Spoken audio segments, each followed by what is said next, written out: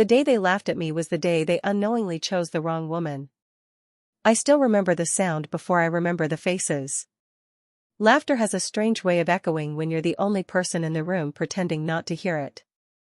It bounces off crystal chandeliers, marble floors, and polished champagne glasses until it feels impossible to escape.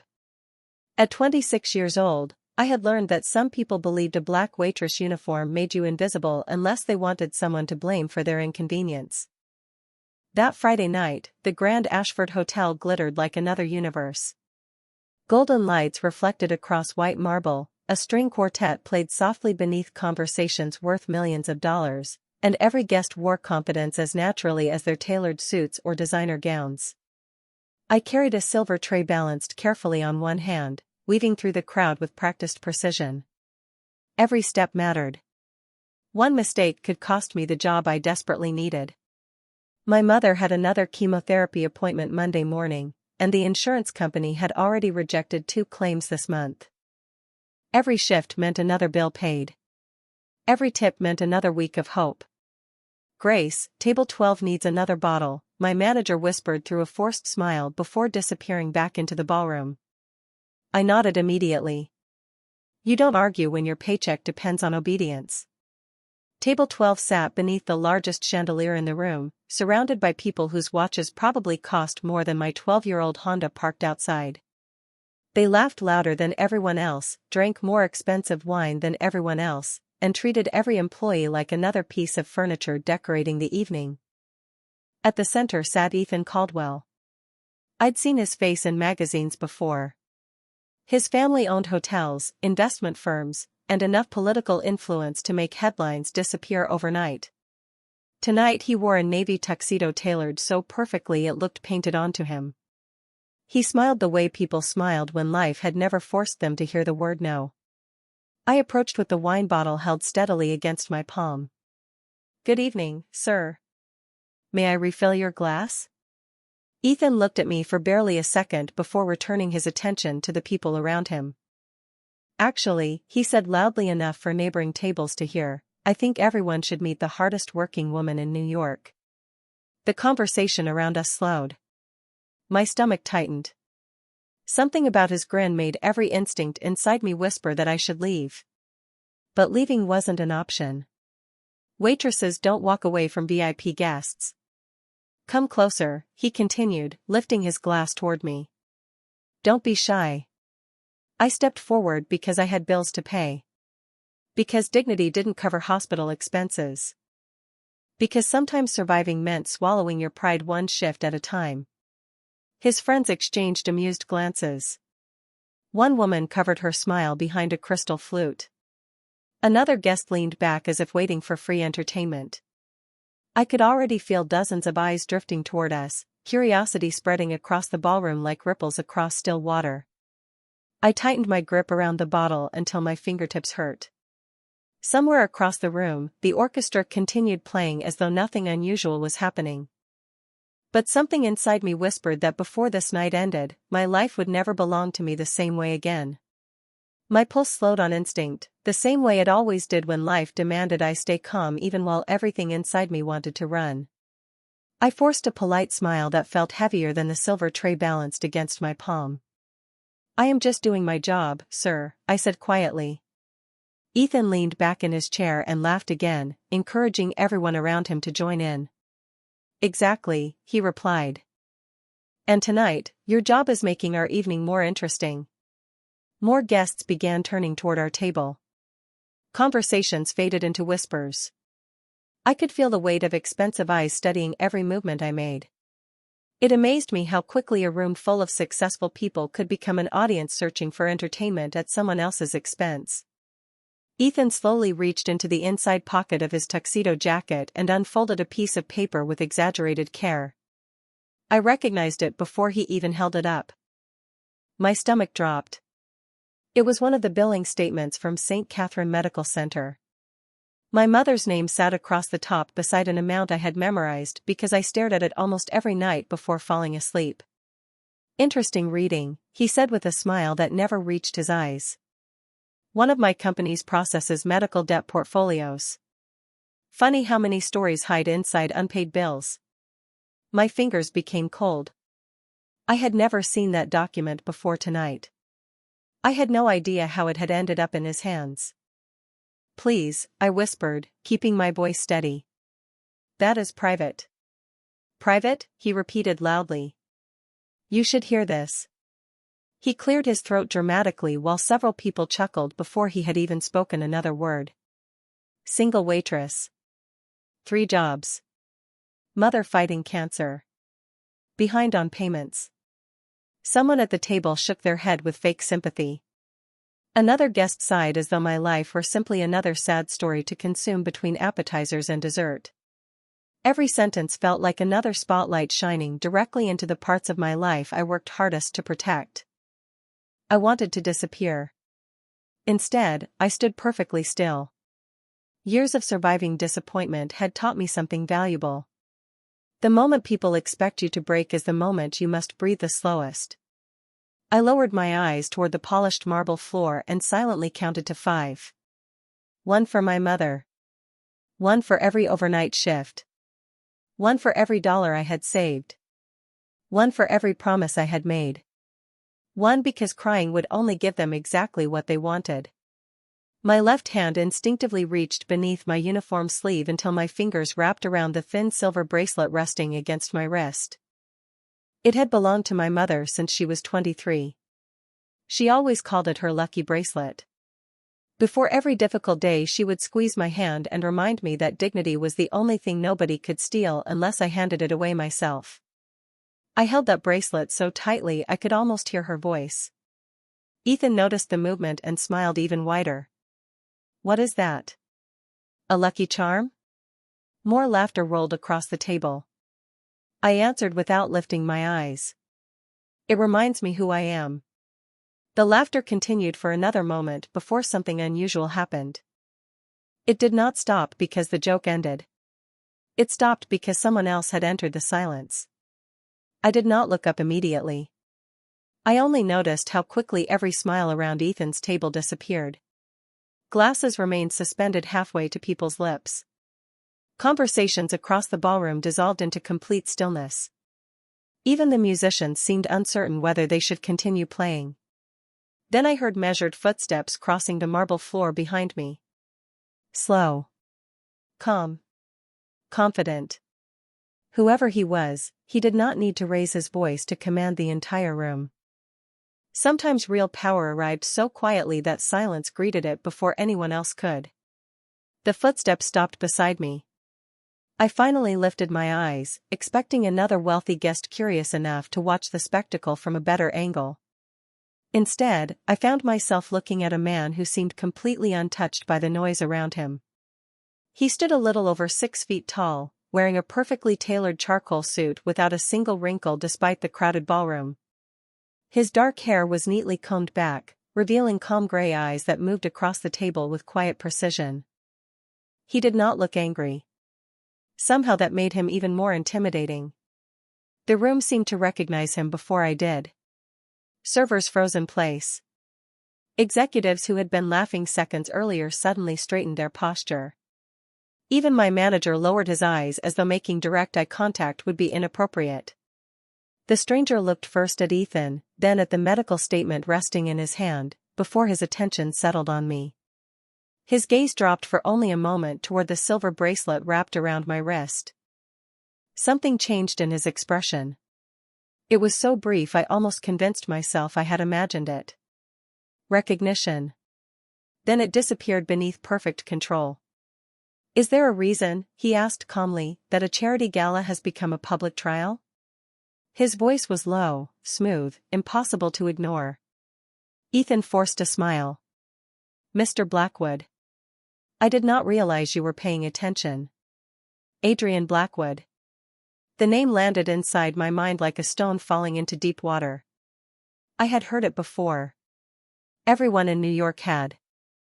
Newspapers called him an investor. Business magazines called him a visionary. Rumors called him many other things. None of them agreed on exactly how he had built his empire, only that people twice his age treated him with unusual caution. Adrian did not answer immediately. He simply looked at Ethan long enough for the silence to become uncomfortable. He finally replied, until your behavior interrupted everyone's evening. Ethan laughed awkwardly. We are only having a little fun. Adrian glanced toward me again. Does she appear amused? Nobody answered. Ethan cleared his throat. She is an employee. Adrian nodded once, almost thoughtfully. She is also a person. Those 6 words settled over the ballroom more heavily than any speech could have. I felt every heartbeat inside my chest. Nobody had defended me before. Not here. Not anywhere like this. My manager avoided looking in my direction. The guests suddenly became fascinated by their wine glasses. Ethan folded the medical statement and slipped it back into his pocket. No offense was intended. Adrian's expression remained unreadable. Intent rarely changes the result. I should have felt relieved. Instead, I felt uneasy. Powerful people almost never involved themselves in someone like me without expecting something in return. My mother had taught me that kindness existed, but experience had taught me that influence usually carried a price. I lowered my tray slightly and found my voice again. Thank you, sir, I said carefully. But I can handle this. Adrian looked directly at me for the first time. There was no pity in his eyes. No performance. Only quiet curiosity, as though he were trying to solve a question nobody else had noticed. Then his gaze drifted once more toward my bracelet. His composure remained unchanged, but I caught the faintest inhale, almost imperceptible. He knew that bracelet. I did not know how. I only knew that the instant he saw it, something about this evening stopped being a coincidence. My fingers loosened around the tray just enough to remind myself to breathe. Nobody had moved.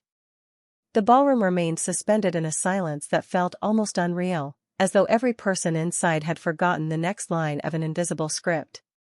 Adrian Blackwood was still watching me, but not in the way men usually did. He was not measuring my appearance or my uniform.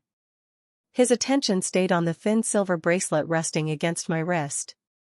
I instinctively slid my sleeve over it. Did I say something wrong? I asked quietly.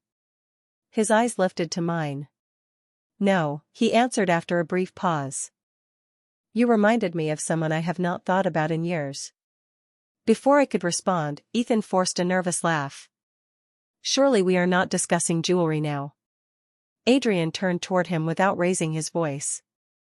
You are correct. We are discussing respect. Ethan spread his hands as though the entire situation had been exaggerated. Nobody here was hurt. Adrian looked around the table. Humiliation does not leave visible marks. That does not make it harmless. The words settled heavily across the room. Several guests lowered their eyes. Others quietly excused themselves from nearby conversations, suddenly eager to create distance between themselves and table 12. My manager hurried toward us wearing the expression every hospitality worker knows too well, the desperate smile of someone hoping a disaster can still be hidden beneath excellent service. Mr. Blackwood, he began carefully, please accept my apologies if there has been any misunderstanding. Adrian never looked away from Ethan. Your employee deserves the apology. The manager hesitated. His mouth opened, then closed again. Finally he turned toward me. Grace, I am sorry this happened during your shift. It was awkward. Uncomfortable. Probably the first sincere apology he had ever offered one of his staff members in front of paying customers. I nodded politely. Thank you. Ethan shifted impatiently in his chair. Can we end this? Everyone came here to enjoy the evening. Adrian answered with remarkable calm. Then perhaps you should have considered that before turning another person's hardship into entertainment. Nobody challenged him. Nobody defended Ethan anymore. The balance inside the ballroom had quietly changed. It fascinated me how quickly confidence disappeared when someone even more influential entered the room. I looked from one expensive face to another and realized something painful. Very few people had laughed because the joke was funny. Most had laughed because the richest man at the table had started laughing first. My mother had always warned me about that kind of courage. It was borrowed courage. It vanished the moment the room changed direction. Adrian finally turned back toward me. "What is your name?" "Grace Miller." He repeated it almost to himself. "Grace." There was something thoughtful in the way he said it, as though testing whether the name belonged to a memory he could not fully reach. Then he asked another question. "Who gave you that bracelet?" My heartbeat stumbled. I touched it instinctively. "My mother." His expression remained controlled, but I noticed the smallest tightening around his eyes. "Does she still wear the matching one?" I stared at him, completely confused. I had never told anyone there was a matching bracelet. In fact, I had not seen it since I was a little girl. My mother kept saying she had lost it many years ago. "How do you know there was another one?" I whispered. Adrian did not answer immediately. For the first time since he arrived, he looked beyond confident. He looked unsettled. Then he spoke so quietly only I could hear. "Because 20 years ago, someone wearing its twin gave me a reason to believe that surviving was still worth fighting for." My mind refused to make sense of what I had just heard. 20 years ago, someone wearing the matching bracelet had changed the course of Adrian Blackwood's life. That should have sounded impossible. Instead, something deep inside me whispered that my mother had always hidden pieces of her past behind quiet smiles and unfinished stories. I swallowed carefully. "You must be mistaken," I said. "My mother has never mentioned knowing you." Adrian studied me for a long moment before giving the slightest shake of his head.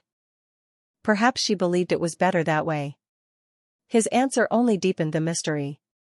I wanted to ask another question, but the sound of crystal glasses clinking broke the silence as guests slowly returned to their conversations. The evening was trying to pretend nothing extraordinary had happened. Only now the laughter sounded forced, almost cautious. People stole quick glances toward Adrian before speaking, as though measuring every word. My manager stepped beside me again, his voice barely above a whisper. "Grace, you should take your 15-minute break." It was the first time in nearly 2 years he had ever insisted I rest before finishing my assigned tables. I nodded and carefully placed my tray onto a nearby service cart. As I turned to leave, Adrian spoke again. "One moment." I stopped. "Yes?" He reached inside his suit jacket. For a brief second I wondered whether he intended to hand me a business card like wealthy people sometimes did when they wanted to appear generous. Instead, he removed a worn leather wallet. From a hidden compartment he carefully unfolded an old photograph no larger than a postcard. The edges were faded with age. He looked down at it before offering it toward me. "Do you recognize her?" I accepted it with both hands. The photograph showed a young woman wearing light blue hospital scrubs, smiling despite obvious exhaustion. Around her wrist rested a silver bracelet identical to mine. My breath caught immediately. "That is my mother." Adrian's eyes never left my face. "I thought it might be." I looked back at the photograph. My mother could not have been older than 25. Her blonde hair was pulled into a loose ponytail, and her smile carried the same quiet kindness that had filled every difficult day of my childhood. Written across the bottom in fading blue ink were 4 simple words. "Keep choosing tomorrow." My throat tightened. I had heard those exact words almost every week growing up. Whenever life became overwhelming, my mother would squeeze my hand and remind me to keep choosing tomorrow. I had always believed she invented the phrase herself. "Where did you get this?" I whispered. Adrian answered without hesitation. "She gave it to me." I looked up so quickly the photograph almost slipped from my fingers. "She gave it to you?" He nodded once. "On the worst night of my life." His voice remained calm, yet something softer lived beneath each word. "Not regret exactly. Gratitude. Deep, unwavering gratitude." I was much younger then. She did not know my name. She did not ask about my past. She simply saw someone who needed help and refused to walk away. I stared at the picture again, suddenly realizing there were entire chapters of my mother's life I had never known existed. Ethan and the other guests had become little more than distant shapes in the background. None of them mattered anymore. The ballroom itself seemed to disappear. There was only an old photograph, a forgotten promise, and a stranger who somehow knew my mother's heart almost as well as I did. For the first time that evening, I understood that our meeting had never been an accident. It had begun long before either of us ever walked into that ballroom. The photograph trembled slightly between my fingers. I did not realize it was because my hands were shaking until Adrian carefully reached forward and steadied one corner without taking it away from me. It was such a small gesture, almost invisible, yet strangely respectful. He never crossed the line into my space. He simply made sure a memory that clearly mattered to both of us did not fall onto the marble floor. I looked back at my mother's younger face. She looked tired, but hopeful. Exactly the way she still smiled before every treatment. "She never told me any of this," I said quietly. Adrian slipped the photograph back into his wallet with remarkable care, as though it were irreplaceable. Some people perform acts of kindness because they expect recognition. Your mother was never one of them. I could hear the certainty in his voice. He was not guessing. He knew her. She worked at St. Matthew Medical Center back then, he continued. Night shifts. Long hours. She probably went home exhausted every morning. I nodded slowly. She still says coffee was the only thing keeping her awake during those years. For the first time since I met him, the corner of Adrian's mouth lifted into the smallest smile. That sounds exactly like her. Something warm settled inside my chest. The conversation no longer felt like one between strangers. It felt like two people trying to assemble pieces of the same forgotten story. Around us, servers quietly resumed clearing tables while guests spoke in careful voices, pretending not to watch us. Yet I could still feel curious eyes drifting toward us every few seconds. Rumors always traveled faster than music inside rooms like this. I glanced toward the ballroom entrance where rain traced soft lines down the towering windows overlooking Manhattan. The city lights blurred together outside, glowing against the wet streets below. My break had already stretched longer than it should have. I should get back to work, I said. Adrian gave a slight nod but did not step aside immediately. May I ask you one more question? Of course. Is your mother still receiving treatment? The question was gentle. There was no trace of obligation behind it. I hesitated anyway. I had spent too many years learning that conversations about illness often ended with uncomfortable sympathy. Yes, I admitted. She is improving, but it has been a difficult year. Adrian remained silent for several seconds. Then he looked toward one of the men standing quietly near the ballroom entrance. The man immediately understood without a single word being spoken and disappeared down the hallway. I frowned. What was that about? Adrian returned his attention to me. Nothing you need to worry about tonight. I folded my arms gently. I do not like mysteries. Another faint smile appeared. Neither do I. That is why I intend to solve this one. Before I could ask what he meant, my phone vibrated inside my apron pocket. The screen displayed one word. Mom.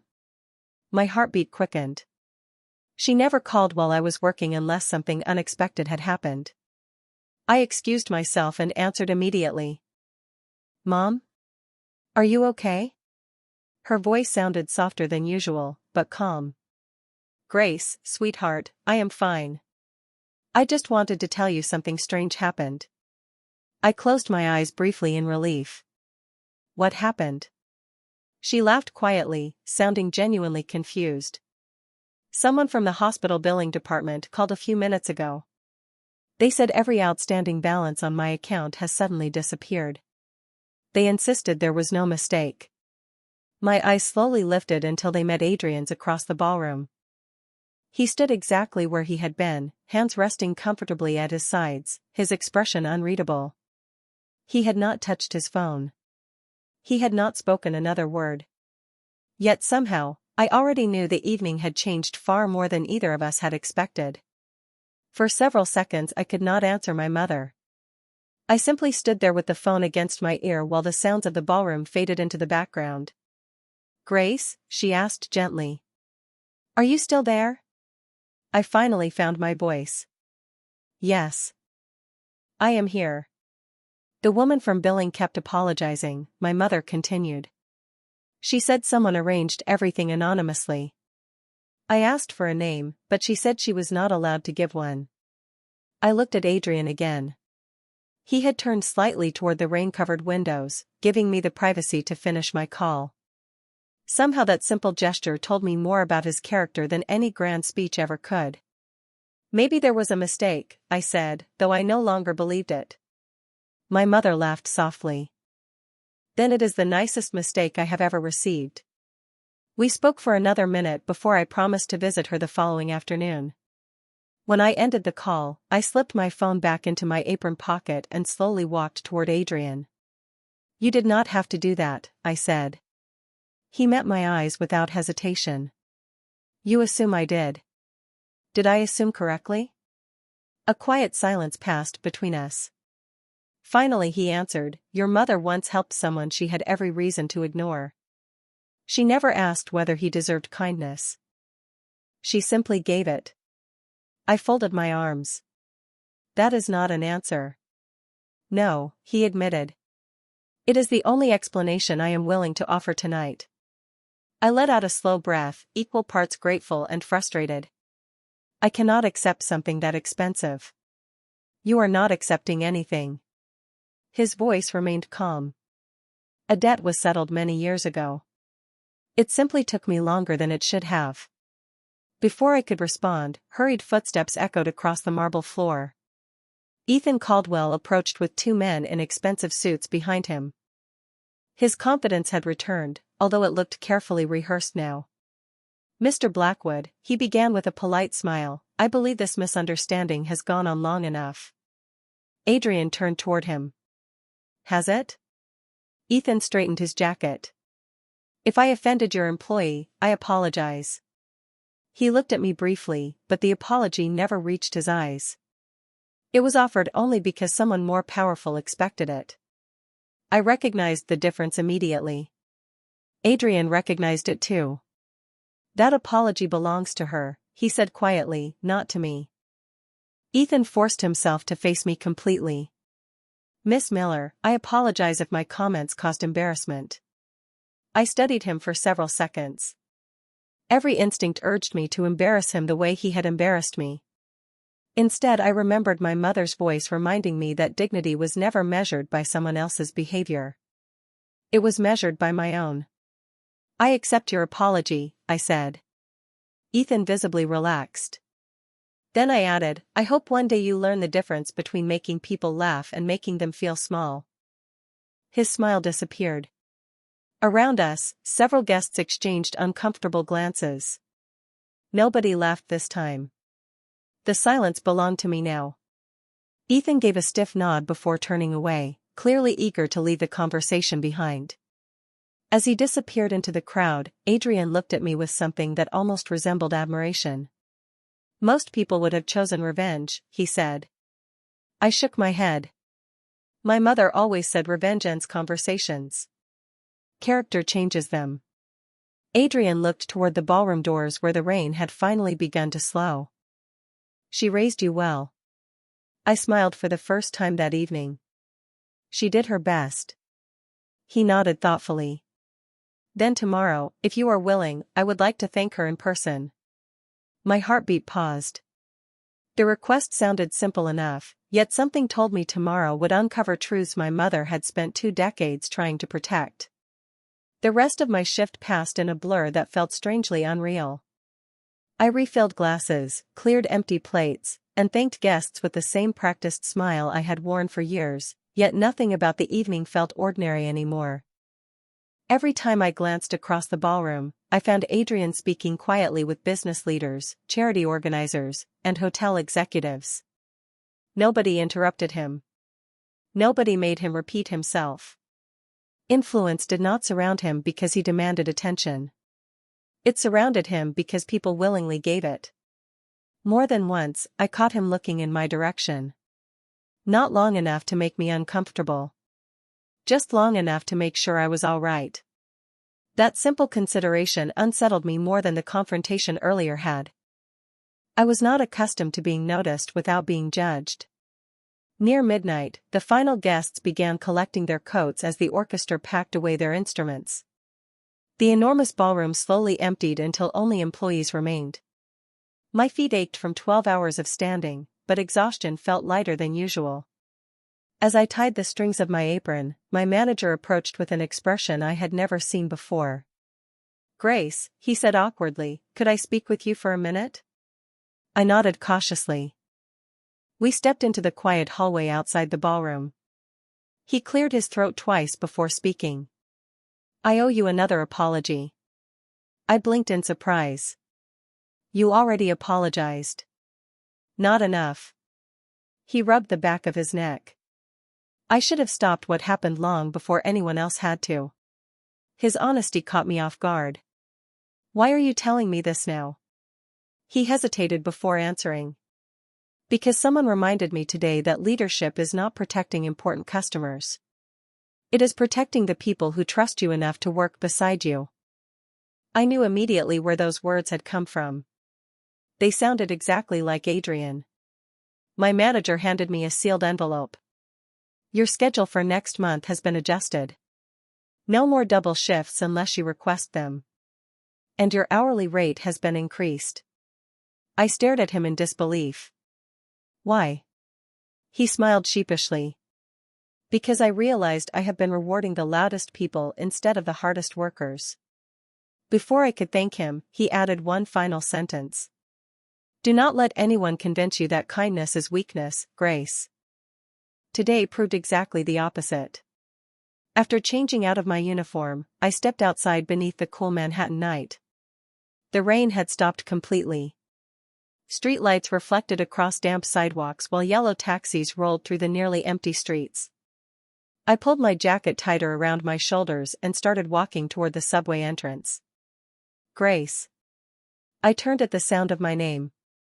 Adrian stood several yards away beside a black sedan. He had removed his suit jacket, leaving only a crisp white shirt with the sleeves neatly rolled to his forearms. Somehow he looked less like an untouchable businessman and more like an ordinary man finally breathing after a long day. "I hope I am not interrupting," he said. "Not at all." He walked a little closer but still left comfortable space between us. "I wanted to ask something before tomorrow." "What is it?" His eyes drifted toward the city skyline before returning to mine. "Does your mother still keep a cedar jewelry box with carved flowers on the lid?" My breath caught. Very few people even knew that box existed. It sat on the dresser beside her bed, holding old photographs, handwritten letters, and keepsakes she refused to throw away. I had never mentioned it to anyone outside our family. "Yes," I answered slowly. "She has had it for as long as I can remember." Adrian nodded almost to himself. "Then there is something inside that box she has been waiting 20 years to return to me." The quiet certainty in his voice made every question inside my mind multiply, and suddenly tomorrow no longer felt like another day. It felt like the moment two unfinished lives were finally about to meet again. I barely slept that night. Every time I closed my eyes, I saw the faded photograph, my mother's smile, and Adrian's calm expression when he spoke about the cedar jewelry box. By 8 o'clock the next morning, I was carrying a paper cup of coffee through the quiet halls of St. Catherine Medical Center. The familiar scent of disinfectant mixed with fresh coffee and morning sunlight spilling through wide windows somehow made everything feel both comforting and surreal. My mother looked up from her hospital bed as I entered, her pale blue sweater draped over her shoulders instead of the standard patient gown she disliked so much. She smiled the moment she saw me. "You look exhausted," she said gently. I laughed under my breath. "I could say the same thing about you." She reached for my hand, squeezing it with surprising strength. "Something happened last night, did not it?" Mothers always knew. I pulled the visitor chair closer and sat beside her. Mom, do you remember someone named Adrian Blackwood? The color slowly faded from her face. It was almost impossible to notice unless you knew her as well as I did. Her smile disappeared, replaced by quiet disbelief. She looked toward the window before answering. Where did you hear that name? I took a careful breath and told her everything. The gala. Ethan. The bracelet. The photograph. The hospital bills. Every detail. She never interrupted me once. By the time I finished, tears shimmered gently in her eyes. Not from fear. From memory. She closed them for a long moment before whispering, I always wondered if he survived. My heartbeat quickened. You really knew him? She nodded slowly. Only for one night. I waited while she gathered her thoughts. I was working in the emergency department 20 years ago. A young man arrived after an accident during a terrible storm. He was barely older than you are now. She smiled sadly. He never complained. He only kept apologizing for causing trouble. That description felt impossible to reconcile with the composed man I had met the night before. You treated him? She shook her head. The doctors treated him. I simply stayed beside him after my shift ended because he was completely alone. I listened without speaking. He kept insisting he would leave as soon as he could stand. I remember telling him that sometimes accepting kindness took more courage than refusing it. I smiled faintly. That sounds exactly like something you would say. She laughed softly. He argued with me for almost an hour before finally giving up. We both laughed quietly together. It felt strange hearing stories about Adrian as though he had once been an ordinary young man instead of someone the entire city seemed to respect. Then her smile faded again. Before he left, I gave him one of the bracelets your grandmother had given me. I told him that whenever life became too heavy, he should remember someone believed tomorrow was still worth reaching. She looked toward the small wooden dresser beside the window. The matching bracelet stayed with me. My eyes followed hers until they rested on the cedar jewelry box Adrian had described perfectly the night before. She noticed the direction of my gaze and whispered, there is something else inside that box. Something I promised myself I would never open again unless I saw Adrian with my own eyes. At that exact moment, 3 gentle knocks echoed against the hospital room door. Neither of us spoke. My mother already knew who stood outside before I reached for the handle. I opened the door slowly, and there he was.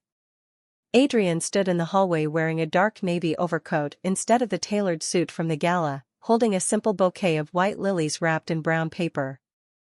No photographers. No assistants crowding behind him.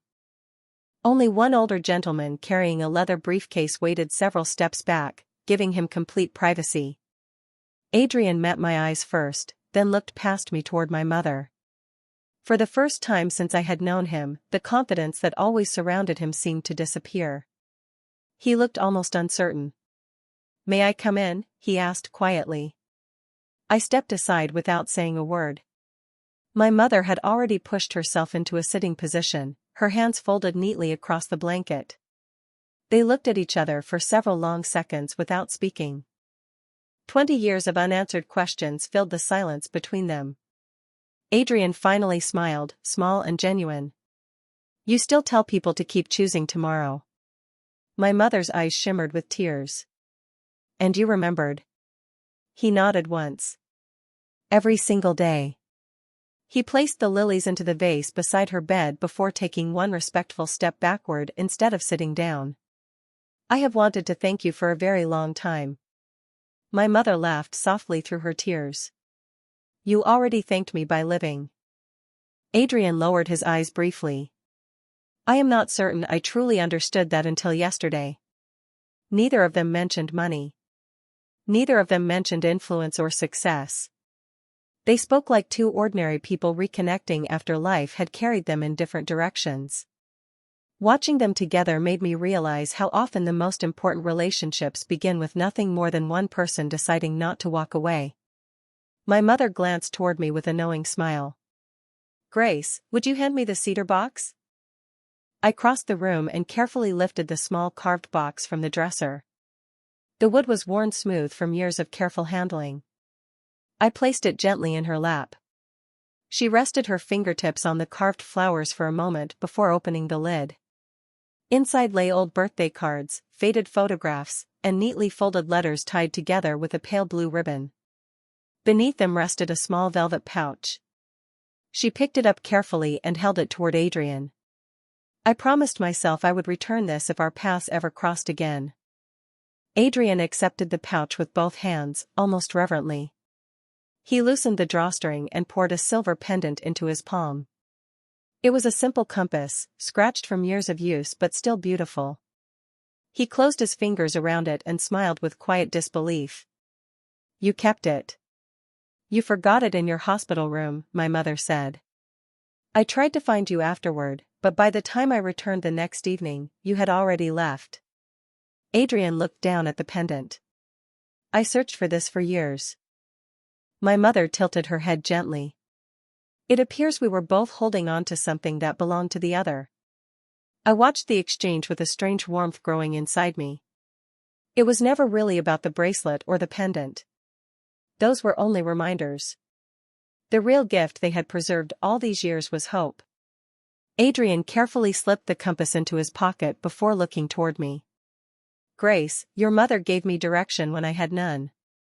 My mother smiled at me again. "And now it seems life has brought both of you back to the same crossroads." Before either of us could answer, the older gentleman waiting outside knocked softly and entered with the leather briefcase. He handed Adrian a single folder, then quietly excused himself again. Adrian looked at the folder for a moment before placing it unopened on the small table beside my mother's bed. "There is one more promise I came here to keep," he said, and something in his voice told me this visit was about to change far more than our memories. I looked at the folder resting on the small table beside my mother's bed, but I made no move to touch it. Something told me whatever was inside had been prepared long before Adrian walked into this room. He rested one hand lightly against the back of the visitor chair without sitting down. 20 years ago, he began, I made myself a promise. If I ever had the ability to repay the kindness your mother showed me, I would do it in a way that honored who she was." My mother smiled warmly. "Adrian, you have already done more than enough." He shook his head. "Respectfully, I disagree." He gently slid the folder toward her.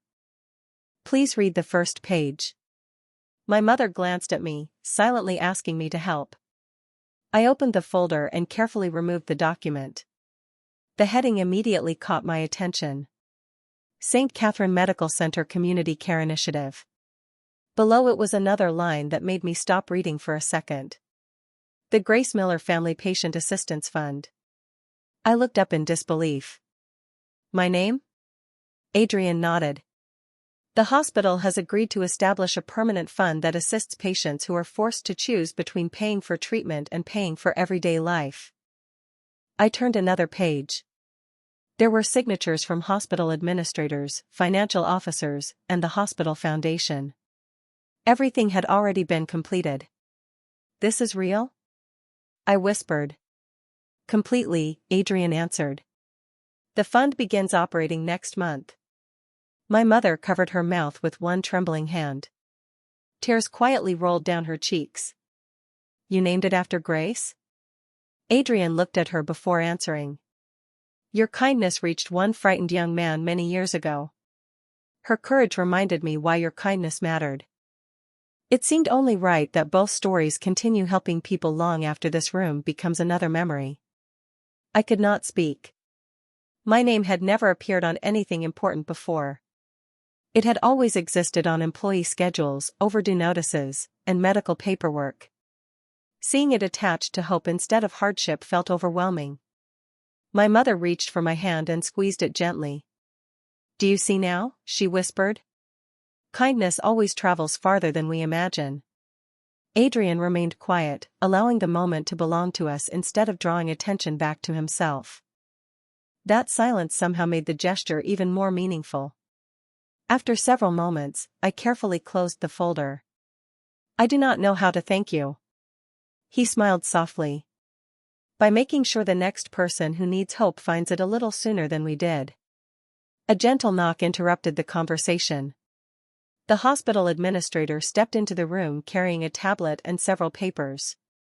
"I apologize for interrupting," she said politely. "Mr. Blackwood, the board has approved everything. We simply need Miss Miller's permission to use her name publicly." I stared at her, completely caught off guard. "Mine?" She nodded with a warm smile. "The fund honors your family's story. We believe people will remember it." I looked toward my mother.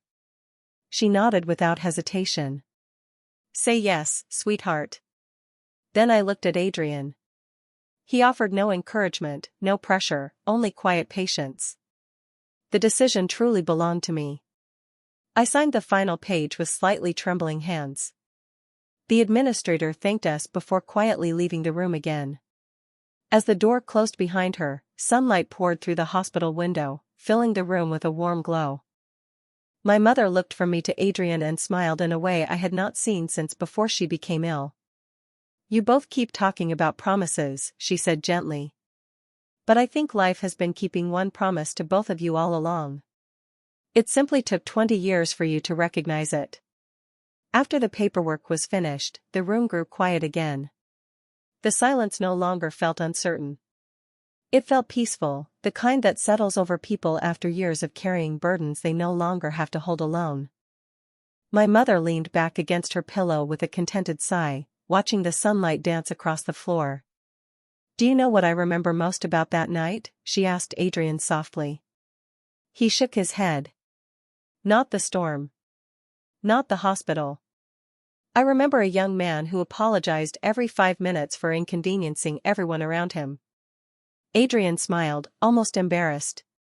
"That sounds like me." "It was." She laughed gently. "You kept saying you would repay me one day. I told you that kindness is never alone." Adrian lowered his eyes for a moment before answering. "You were right. It was never alone. It was a lesson." I listened quietly, realizing that neither of them had spent the last 20 years waiting for recognition. They had simply continued living the values they believed in. Somehow those separate paths had finally led them back into the same room. A nurse entered carrying a clipboard and smiled warmly when she noticed the relaxed atmosphere. "Good news," she said to my mother.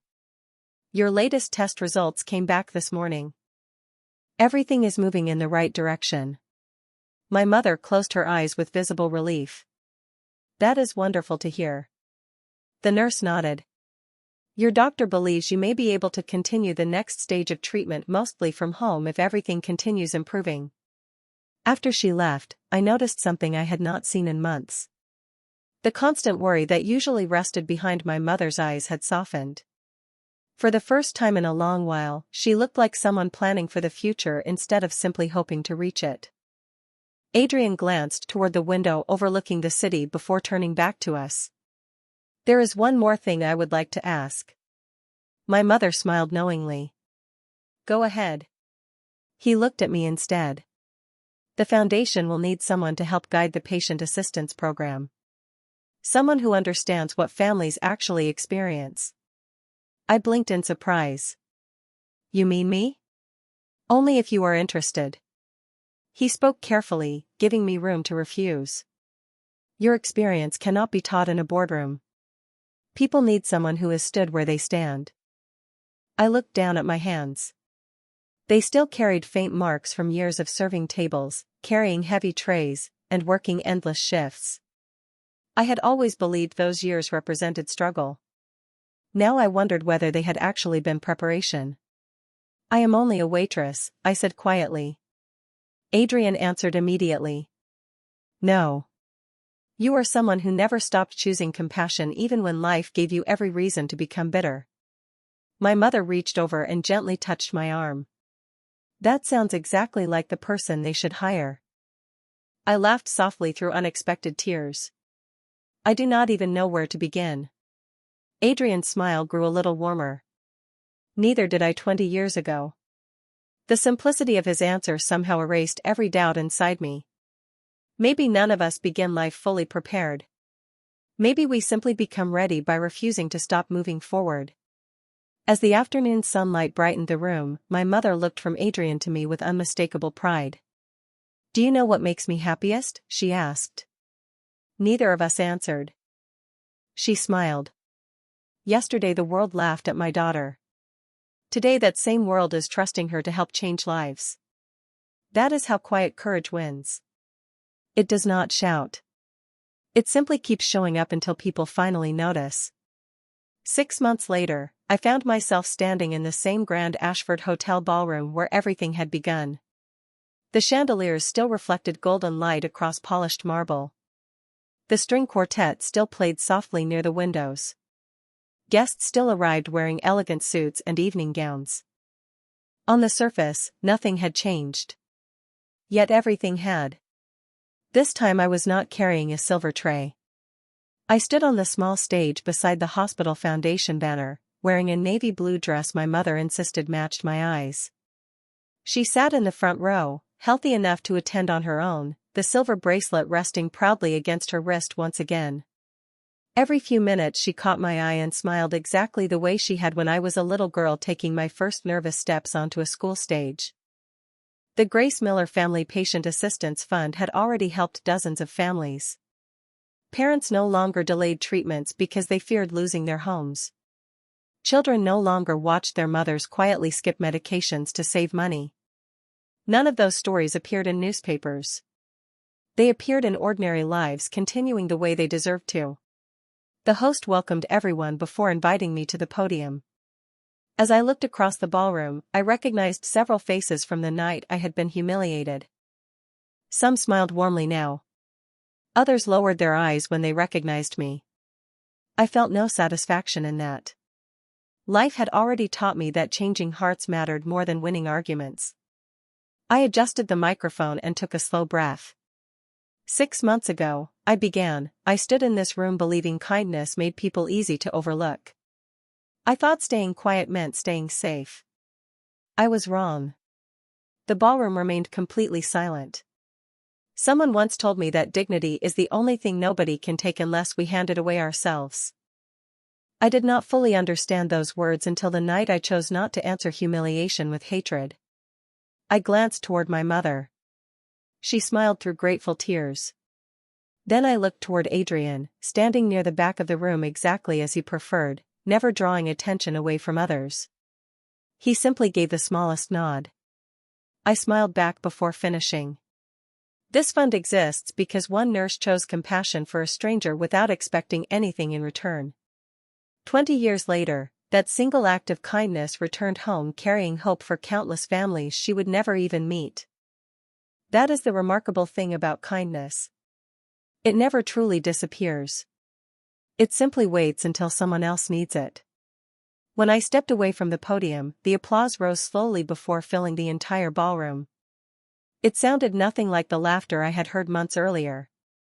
Laughter had tried to make me feel small. This applause celebrated something much larger than me. After the ceremony ended, guests gathered to speak with patients, volunteers, and hospital staff instead of only business partners. My mother walked beside Adrian as though they had simply resumed a conversation paused 20 years earlier. I caught up with them near the entrance where the evening air drifted through the open doors. Adrian looked at the city skyline before quietly saying, "Your mother once gave me a reason to believe tomorrow was worth reaching. You reminded me that tomorrow is also worth building." I looked at the 2 bracelets catching the evening light, one on my mother's wrist and one on mine, and finally understood why she had never replaced what she thought she had lost. Some things are not meant to be replaced. They are meant to find their way back when the time is right.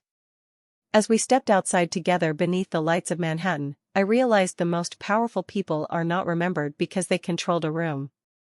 They are remembered because they changed the lives of the people everyone else overlooked.